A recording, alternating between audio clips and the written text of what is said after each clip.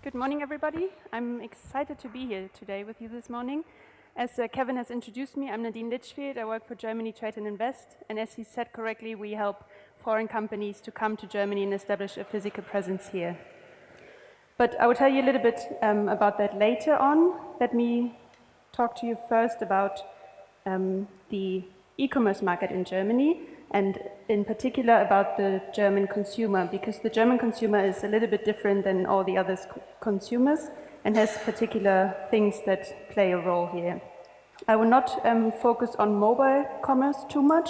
I will give a general overview on the market first and then go into some specifics that influence online retailers. So let me start by asking you a quick question. Who of you owns an online shop or works for an online shop? Okay, and who of you is already active in the German market? Quite a few. Okay, so maybe that's boring for you now, so if you've already experienced everything. So first of all, let me tell you something about the German market. If you're already active here and if you're familiar with the market, you know the turnover, that the revenue was about 52 billion euros last year. The figures for this year will be published in 2 weeks, so they expect about 55 billion euros for 2017, and for 2020 it could be about 70 billion euros. We have about 53 million digital consumers in digital buyers in Germany. Products that work well here are clothing, which is not a big surprise, media, consumer electronics, and the products that are on the rise are furniture, pharmaceuticals, food and drugstore items. Currently, the e-commerce market makes about 10% of the German retail revenue, and this figure is also expected to rise up to 20% by 2020. This is an overview of the preferred purchasing channels for different product groups. So as you can see, the blue spot is for traditional retail, so everything that is bought offline, and the black or gray spot is for online purchases. Everything that is very close together, you see that the customer doesn't really mind where to buy it. It's either online or offline. And where the blue spot is very different from the gray spot, you see that there's a big gap in the between. So, for example, food and delicacies, 93% of Germans still prefer to buy it in a normal offline supermarket shop, and only 7% are willing to buy that online. That's a special situation in Germany. For example, in the UK, this figure is much closer together. So there will be some developments, but it takes very long time and it's very difficult for the companies. But there's lots of companies like Rewe and smaller retailers who are trying to push to bring more people to buy food online. This is an overview of the top 10 online shops 2016. Amazon is top online shop, which is also not a big surprise. It's a big company. What is interesting about this slide, though, is that I've monitored or I've looked at all the top online shops for quite a few years now. And it's interesting to see that the full product range online retailers are going out of the top 10. I mean, you also still have Otto and Amazon, which obviously are very big companies and full product range companies, but more and more companies come into the top 10 that offer specific products and have a specific knowledge. So that's a trend that we see. Global leaders describe the changing consumer behavior worldwide as one of the key challenges for their company and for their industry. So everybody who is dealing with consumers in Germany or worldwide has this problem or challenge to deal with the changing and rapidly changing consumer behavior. So all of those words for everybody who is active in Germany and worldwide are something that you deal with every day, so it's not a big surprise. It's important to know, who is my customer? Is my customer just one customer per country? Is it different target groups? What do they want? What do they want? And how can I target them? So obviously, if you are a foreign company that wants to do business in Germany and you don't even speak the language and you don't know what the German consumer is doing and why is he doing, that's very difficult. So let's have a look at the German consumer in a little bit more detail. I'm sure there are Germans among us, so you might recognize a few things. Customers in general, this is not only for the German customer, but they are savvy. They have information available at all times, at every channel, via every device, everywhere. They sometimes know more about the product than you do because they can research at different sites, etc. The household structure in Germany is set up that 75% of Germans live in one or two person households, and that's 30 million households in Germany. So that's something also to take into account and maybe target your product to.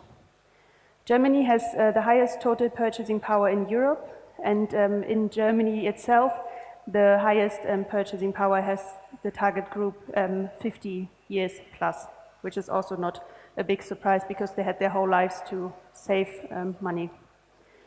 Germans in general are risk and credit averse, so they don't want to take up any credit, and they're very risk averse. Safety plays a very important role, especially in IT. Is it secure for me to pay on your site? Is it safe? Is my data protected, etc.?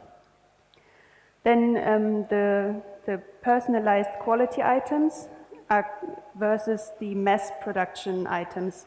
So me as a consumer, I'm not loyal to any brand, so I buy high-end brands, I buy no-name brands, I buy personalized quality items, and I buy mass-produced items, and I don't really care as long as the product is there for me and it's the product I want.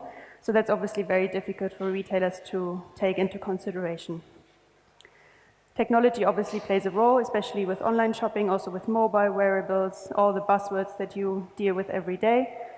Flexibility and service from an offline retailer are very important because if you're not flexible enough, the customer is just a click away from your competitor. These are the factors that I would like to go into more detail now. So we will just have a look at all the factors step by step. And that's, I find, the factors that have most influence on the German consumer.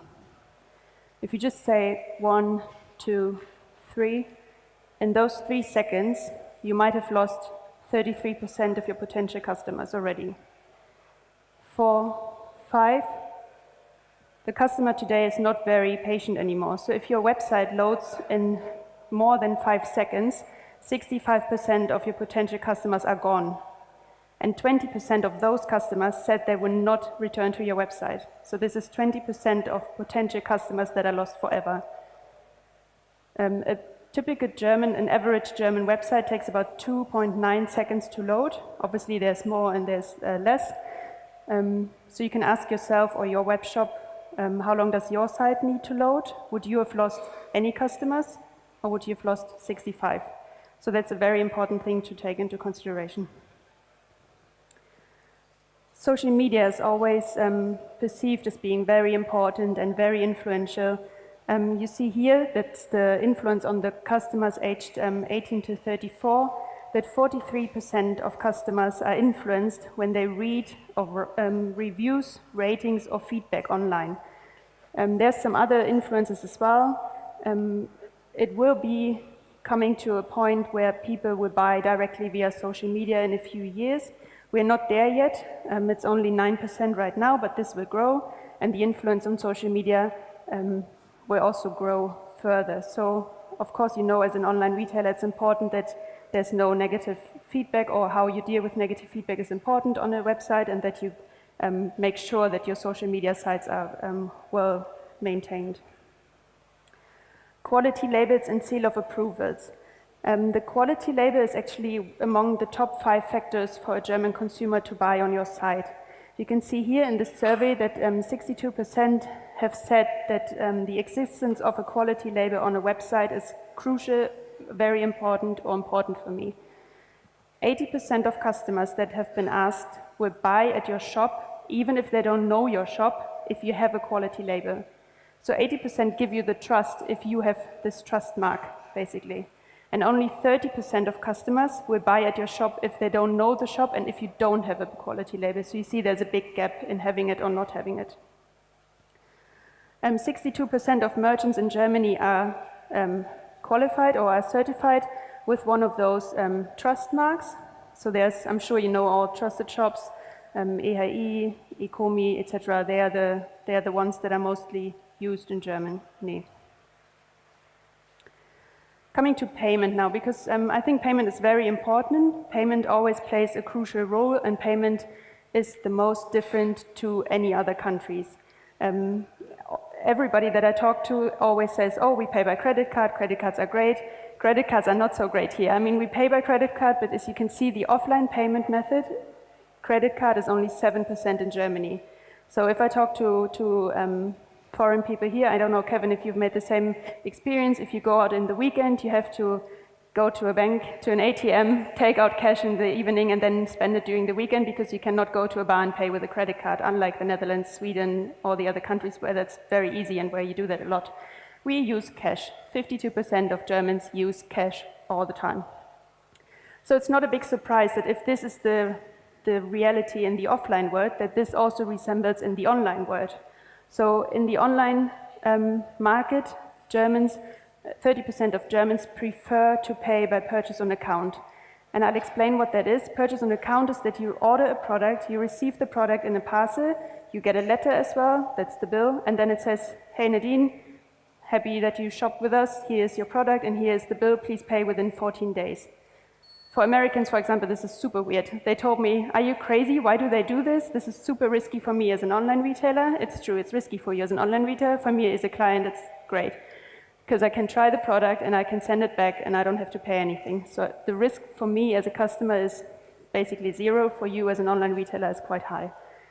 You could now say, well, wait a minute, it says 43% online payment services and only 29% purchase on account. That's true.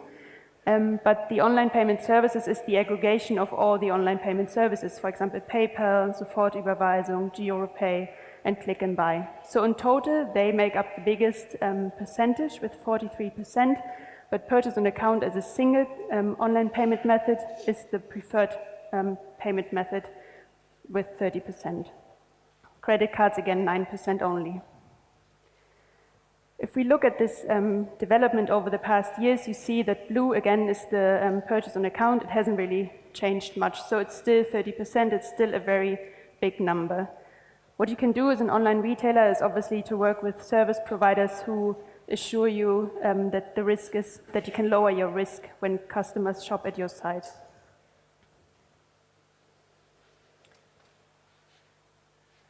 If you don't offer the right payment method, the customer will cancel the order.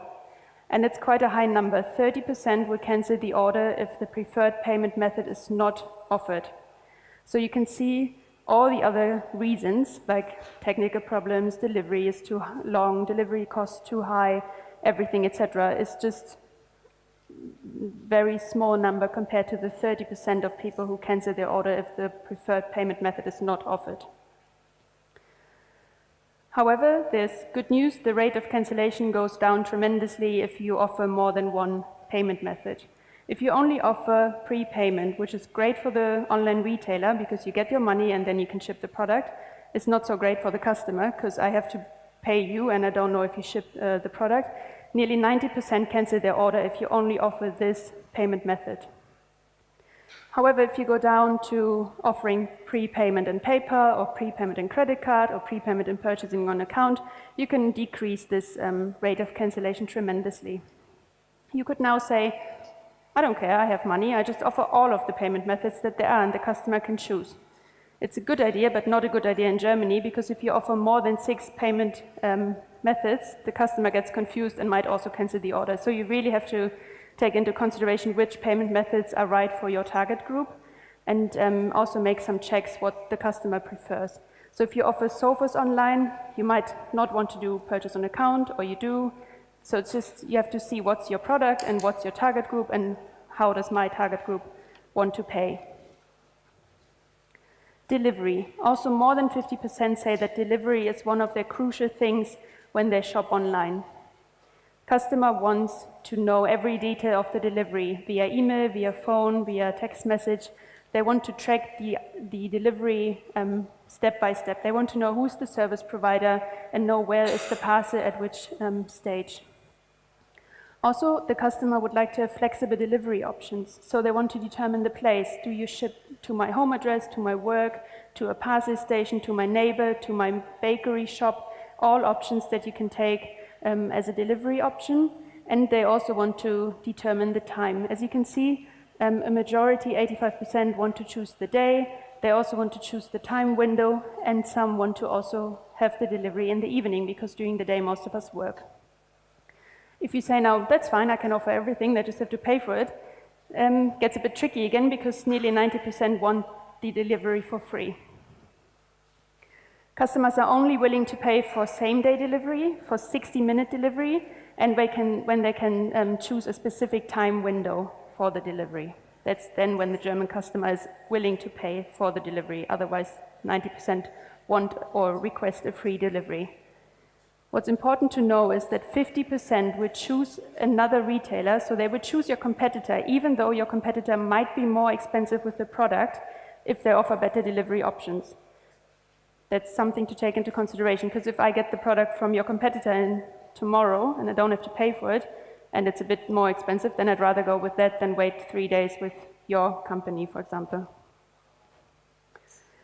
Return. I'm sure if you're familiar with the German market that you've heard that Germans are return champions.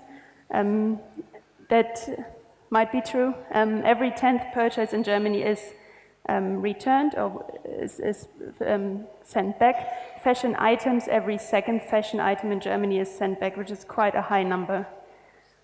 On the left, you can see the percentage of retailers and their own stated return rate. So you see 65% state that they have a less than 10% return rate. And I'm sure most of the fashion companies are the 3% down there that have a very high return rate. The returning a product costs a retailer on average 10 euro, because you have to get the parcel back, you have to check it, you have to repair it in any case, and then you have to put it back into stock. 60% of German customers have said that they have returned items in the past, and 70% of those items are in good quality and can be sold as a new good. If you turn this around, you also know that 30% of all products that are returned are basically not able to be sold again or have to be sold at a minimum price. The ideal return criteria for customers are that they want a free return label in the parcel. So if you send them the good, they want to have a free return label, which is also consistent with the customer directive from 2014 from the European Union. So you also have to put this in, but that's what the customer wants. I just take it, it's a sticker, put it on, close the parcel and send it back. And I would like to have the option to return it to any shop or any other convenient place that you work with and that is close to my home. The return rate can also be measured with the preferred payment method or the payment method that the customer chooses. As you can see on the left, purchase on account in blue again. If a customer orders in your shop and intends or maybe wants to send the item back, they choose nearly 50% purchase on account.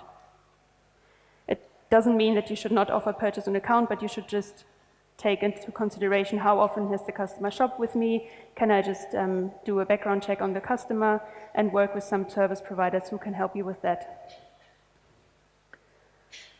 More than half of the customers say that purchase on account is a good payment method when returning the items. As I said before, it's very easy, no risk for the customer, and everything is good. And 6 out of 10 customers will purchase again in your shop if the previous return has been handled to their satisfaction. So that was the brief insight into the German customer. Again, we are the Federal Economic Development Agency of Germany. We are a governmental organization helping customers or companies, foreign companies, to Germany free of charge. And when they have the aim to establish a physical presence, let it be a sales office, a warehouse, etc., then we give them key market information and we help them with tax and legal questions. So for example, how to set up a GmbH, where in Germany would be the right location for me to set up. And we work together with partners to then, together with you, make it a success in Germany. Thank you very much.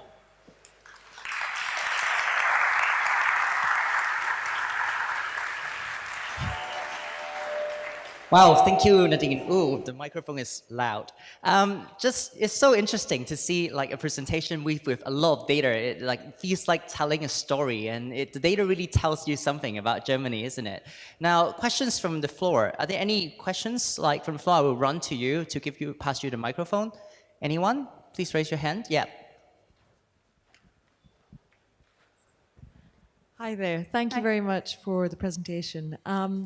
I noticed on one of the slides that some of the data applied across Austria and Germany. Are there any areas in which you would consider there to be significant differences in the observations that you've made, or does most of the data relate to sort of the DACH regions overall? Thank you. As I'm only analyzing the German market, I think some of the things are similar, but for example, payment is not similar, and also delivery is not similar, so that's different. I think it's just some things are different, but we are just focusing on the German market, so I'm not reading anything about Austria and Switzerland, just I know that the delivery is different and that the online payment is different as well. Further questions? I have a question. Oh, there's a hand over there. Hi. So you mentioned that in Germany we prefer the offline payment option. What about if we offer non-tangible goods? Like if we have like Netflix or something, you know, where you have an abonnement or something like that. So what are the criteria for these kind of purchases? I think if you have something like Netflix, then your target group is young, they are tech-affine, they want to do something online, so I think they would pay by credit card, which is normal, I think, for them, because I don't even think that Netflix, for example, would offer a purchase on account. I'm also, for example, not somebody that orders by purchase on account. I think it maybe is, I always do credit card or PayPal because it's so easy, but there are some target groups that don't find it very easy, and that's then probably the 30%. So I think if you know your product is this and that, this is my target group, and they are in this age group, or they normally pay by credit card, and they also do everything mobile, so that's not a problem, then you just offer what they want. Further questions from the audience? Well, I have a personal question for you. So in Germany, a lot of people actually purchase on account, just like you mentioned, right? But like, how do you actually be able to prevent fraud being happening? Because everybody can really fill in a wrong address or like a fraudulent address or name to really get credit. So what do you suggest merchants to do? You can't type in a false address because there's normally the online retailers protect themselves, obviously, because otherwise you have the risk of default and you are stuck with a false address and nobody pays you and the product is somewhere. So normally what happens on the German website is that you type in your address and your name first. The website then has some mechanisms. I mean, every company has some secrets that they don't tell, but they would check your name. If the name is consistent with the address, there's some data that you can buy from the Schufa, for example, and also see if the street matches with the postal address. Then there's even some companies who wait and measure the seconds that it takes you to type in the street and then the postal code. So if that takes very long, then obviously you don't know where you live, so that's then a bit suspicious. So then the next step, after you filled in everything, you get a next page, and then the payment methods are offered that you can use. So if you have purchase on account, you know, okay, I paid well in the past, they've done my background check, everything is fine, I can click it. And if you just have something that is weird, they would not offer purchase on account to protect themselves. Further questions? Anyone? If not, I just want to thank Nadine for sharing your insights with us about like German customers and how do they behave. Thank you again. Thank you very much.